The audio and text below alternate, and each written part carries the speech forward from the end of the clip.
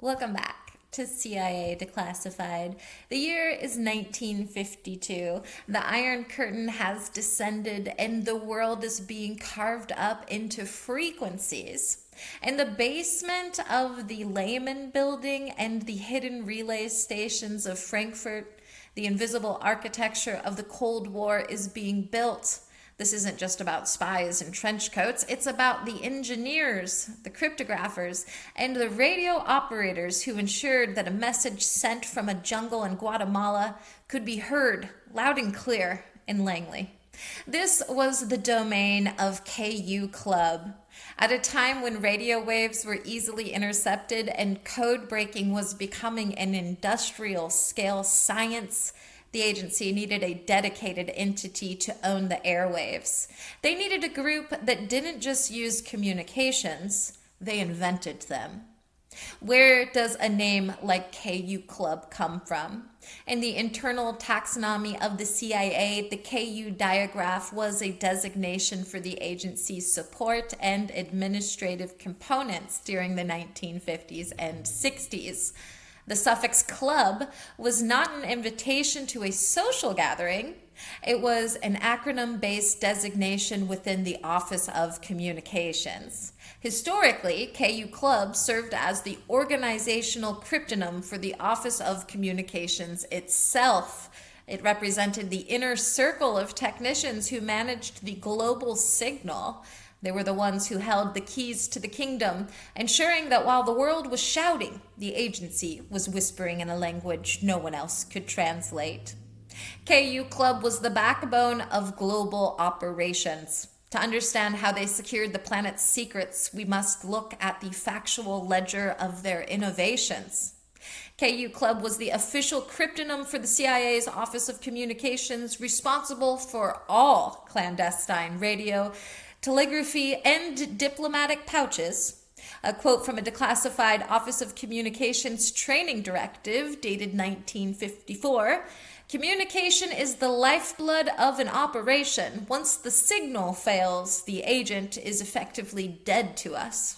End quote.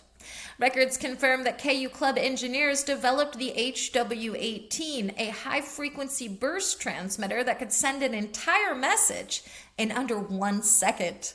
Logs prove the agency established the Staff Radio Operators Program, training technicians to operate under extreme duress in denied areas.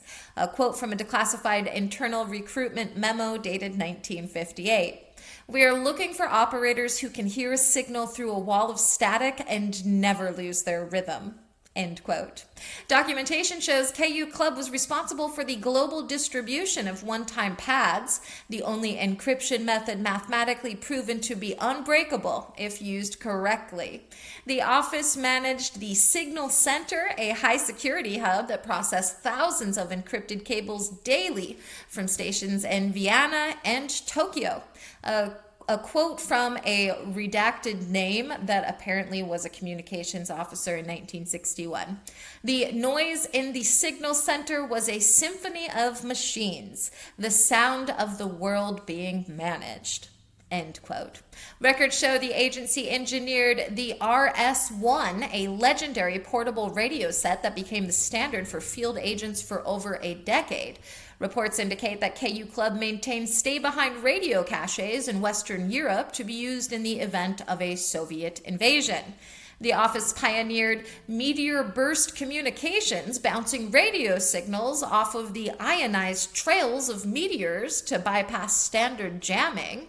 Records prove the CIA operated a secret Commo school at Camp Perry, where agents learned to build transmitters from scrap parts. Documentation shows the agency utilized one-way voice links using high-power shortwave stations to broadcast coded strings of numbers to agents abroad. Internal memos confirm that KUCLUB collaborated with the NSA on the development of the KW-26 Romulus encryption system. Reports confirm the creation of subaquatic antennas for use by maritime assets in the Caribbean. Records show the office managed the diplomatic courier service, moving physical ciphers in lead-lined suitcases that never left the courier's wrist. Internal files reveal that KUCLUB developed squirt transmitters that used high-speed magnetic tape to compress voice messages into noise. The agency established Relay Station Alpha in the Philippines to maintain 24-hour coverage of the Pacific Theater.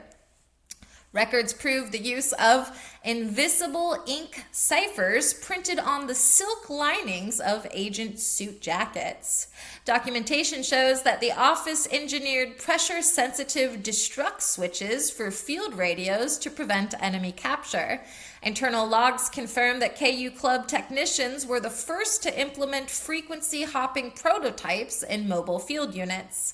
The agency monitored the ionospheric conditions daily to predict the best time for long-range clandestine broadcast. Records show the office designed briefcased base station units that allowed agents to set up a command post in any hotel room in the world. Reports confirm the development of audio masking devices to prevent the eavesdropping of sensitive radio room conversations. Documentation reveals the agency spent millions on low probability of intercept radio waves to hide signals within background cosmic noise. The office maintained floating radio relays in the Mediterranean to support U-2 spy plane data transmissions. Records prove the CIA developed suitcase-sized teletypes that could operate on car batteries in remote locations. A quote from a declassified cryptographic security manual dated 1964. Encryption isn't just math. It's the physical security of the key. If the key is compromised, the math is irrelevant. End quote. Reports confirm that KUCLUB engineers developed a self-erasing tape that would wipe itself if exposed to a specific magnetic frequency. Documentation shows the agency operated listening posts in the Himalayas to intercept Chinese military transmissions. Internal memos reveal the development of lithium paper ciphers that could be swallowed and digested instantly in an emergency. Records confirm that KUCLUB integrated thermal shielding into field transmitters to prevent detection by infrared surveillance. The office pioneered the use of satellite comms prototypes as early as 1963 for high-priority diplomatic traffic. A quote from a declassified advanced communications briefing dated 1967. "You don't just send a message, you hide a message in the static of the universe." End quote. Records show the agency developed vibration-isolated radio rooms to prevent the mechanical noise of equipment from being picked up by external microphones. Reports indicate the office utilized solar-powered repeaters hidden in hollowed-out rocks in the Middle East. Documentation proves the CIA established false commercial radio stations to broadcast coded instructions disguised as weather reports. Internal logs confirm that KUCLUB developed hyper-focused antenna arrays that could beam a signal to a specific window across a city. Records confirm the use of acoustic couplers that allowed agents to send data through standard public payphones. Documentation shows that the office engineered remote detonation triggers for equipment caches using specific shortwave frequencies. Internal reports indicate the agency studied binaural encoding to allow operators to distinguish between overlapping signals. Records confirm that the policy included psychological resilience training for operators working in total isolation for months at a time. A quote from a declassified station report dated 1969, "The silence of the radio room is heavier than the noise of the street." End quote. Documentation proves the agency utilized ultra-low frequency waves for communicating with deep cover maritime assets. Logs show that the CIA conducted secret tests to see if atmospheric ducting could be used to send signals over the horizon without satellites. Internal memos confirm that the agency developed magnetic key cards for early automated cipher machines.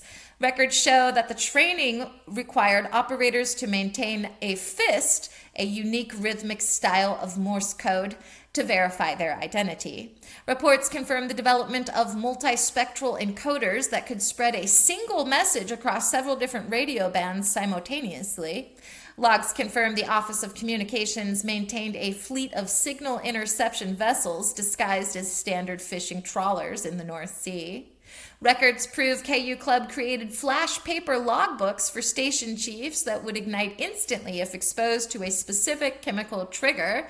Documentation proves that the agency developed the KE-8, a handheld cryptographic device that used a rotating cylinder system for field encoding. Internal memos reveal that technicians were trained to use the body as antenna technique, utilizing the human frame's conductivity for emergency short-range burst. Reports indicate the CIA utilized subvocal microphones for radio operators to communicate in whisper mode without alerting nearby hostiles. Records confirm the agency engineered hollow bolt encoders where a mechanical cipher key was hidden inside the structural bolts of embassy furniture. Internal logs show the Office of Communications developed a radio silent homing beacon that only emitted a signal when pinged by a specific agency-owned satellite. Documentation proves KUCLUB built a deep rock antenna in the Blue Ridge Mountains to ensure communications could survive a direct nuclear strike on DC. In the declassified KUCLUB files, the largest void is found in the Project Zodiac Frequency Allocation section, dated 1958 to 1965. Over 600 pages are completely blacked out, with the official reason listed as Statutory Exemption 6, Protection of Cryptographic Methods. Then there's the theory of the undernet. There's a rumor among the signal hunters that these 600 pages detail a ghost frequency network. Some believe the agency discovered a sub-layer of atmospheric resonance that allowed for instantaneous global communication without a satellite. This isn't just about a radio, it's about a physics-breaking math that bypassed all known laws of radio propagation, creating a private channel in the fabric of the sky that the black ink is still hiding today. Then there's the cognitive encryption gambit theory. Deep cover whispers suggest the blacked out pages detail biological key distribution. This theory posits that KUCLUB wasn't just using paper pads, but was experimenting with neurolinguistic ciphers. In this scenario, an agent would be hypnotically imprinted with a key that only certain audio frequencies could unlock. The redactions protect the specific trigger tones that could activate the encrypted portion of an agent's memory, turning a human being into a walking, living code book. Then there's the extraterrestrial relay conspiracy. Now, for the truly wild side of the shortwave dial, there is a persistent belief that the redactions hide a project to use moon bounce technology to communicate with non-human assets. The theory suggests the 600 pages contain logs of signals that weren't being relayed to other stations, but were being aimed at specific coordinates in the lunar shadow. The black ink hides the interplanetary protocols established by the Office of Communications, suggesting our first contact was encrypted and filed under KUCLUB. Then there is the preemptive jamming protocol theory, a dark theory that suggests the redactions hide a plan to digitally darken the entire planet. This speculation claims the agency developed a total spectrum kill switch, a way to flood the global ionosphere with a specific type of interference that would render all radio communication impossible, except for those using specialized agency hardware. The redactions hide the global silence coordinates, the blueprint for a day when the world goes quiet and only Langley can speak. Then there's the temporal signal echo theory. Some theorists believe the missing pages describe quantum echo technology. This speculation suggests that the office discovered how to send signals that arrived before they were sent by utilizing micro warps in the ionosphere. The 600 pages supposedly contain the temporal calibration tables for these messages from the future. The redactions are the only thing stopping us from realizing that some of the CIA's greatest predictions were actually just intercepted signals sent from tomorrow. And lastly, there's the DNA carrier-wave theory. A whispers-only theory among retired cryptanalysts suggests the 600 pages detail a genetic broadcast project. This theory claims the agency developed a way to modulate radio waves so they could interact directly with human DNA, using the double helix as a biological antenna to upload information to a target's genetic memory. The black ink hides the bioresonance frequencies used to turn the global population into an unwitting data storage cloud, a biological internet that requires no wires or hardware. Was KUCLUB a success? Tactically, it was an absolute success. Absolute. The Office of Communications ensured that through every coup, war, and extraction of the mid-20th century, the CIA remained the only player with a truly global, real-time nervous system. Strategically, it was the invisible edge. By owning the technology of secrecy, they stayed 10 years ahead of Soviet signals intelligence capabilities. The program successfully proved that in modern warfare, the carrier wave is just as important as the bullet. It established a standard of signal security that has never been breached by conventional cryptanalysis.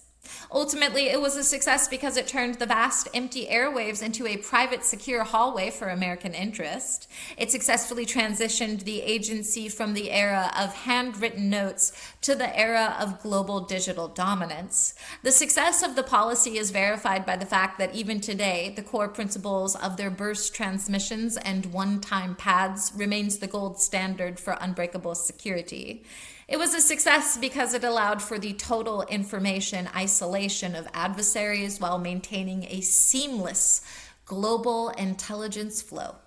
The Office of Communications didn't just support the missions, it made the modern concept of mission command possible. As far as breakthroughs go, operationally and technologically, KUCLUB resulted in breakthroughs that are the literal foundations of the digital world you inhabit today, such as burst transmission technology. The high-speed data compression developed by KUCLUB is the direct ancestor of modern packet switching, the fundamental technology that allows the internet to function. Miniaturized solid-state radios. The push for smaller, tougher field sets led to the development of the integrated circuitry found in every modern smartphone and laptop. Spread spectrum communications. The early frequency hopping experiments intended to evade jamming are now the core of Wi-Fi and Bluetooth technology used to connect your devices today. And digital encryption standardization. The protocols for managing global one-time pads evolved into the end-to-end encryption that secures your private messaging apps like Signal and WhatsApp. KUCLUB reminds us that the world is a web of whispers. The policy proved that the ultimate power is not the person with the loudest voice, but the one who controls the silence in between. We are still living in a world wired by the pioneers of the Office of Communications, where every send button we press is an echo of a burst transmitter from the 1950s. Every time your phone connects to a secure network, you are breathing the encrypted air that KUCLUB first mastered. The program effectively turned the atmosphere into a vault, and we are all still walking through its invisible halls. The University of the Airwaves graduated its most dangerous students decades ago, and they are still listening. The encrypted breath is the silent pulse of the modern world, a rhythm first tapped out on a telegraph key in a forgotten basement. It is the invisible shield that guards the flow of the world's most dangerous truths. Thanks for listening. Stay tuned, and remember, if you can hear the signal, you're already part of the circuit. Join us next time as we examine Pancho. In the jungles of Central America, the agency didn't just provide intelligence, they provided an army. We'll uncover the facts behind Pancho, the code name for the Castillo Armas rebel forces used to topple a government. It was a war of surrogates and sovereignty. Join us next time for the Shadow Liberators. In the meantime, I'll see you in the archives.